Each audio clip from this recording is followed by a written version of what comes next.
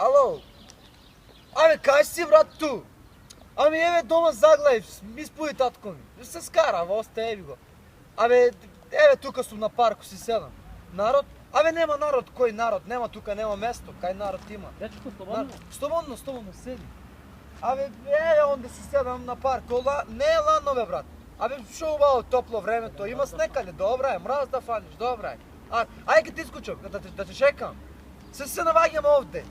Кај сум на парку, како глупата наша. Кај ще напишу имењата. Ајде, се гледаме, ајде.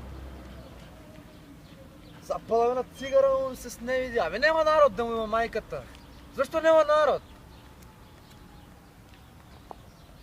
Шо е работа? Кој знае? Баде му мајко. Дечко, може ли нещо да те праша? Прашај, слободно. Колко години пушиш цигари? Па ти кажам, ке 30 години.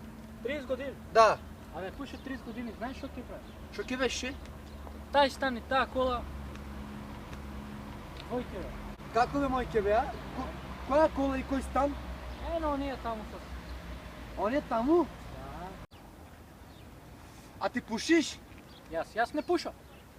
А таа кола и тај стан твое? Не бе, не съм. Е, па тај стан и таа кола е моја, глупа керен. Мрзо да нема. Селя керен у селяко! Абе да те нема! Мрзо тука! Ало, абе кај си, брато, те чекам пола сат? Се изнервира, остај. Ева мене глупак ме изнервира. Те чекам на пощата се најме, на пощата ајде те чекам. Идам одма, ајде, искучвај.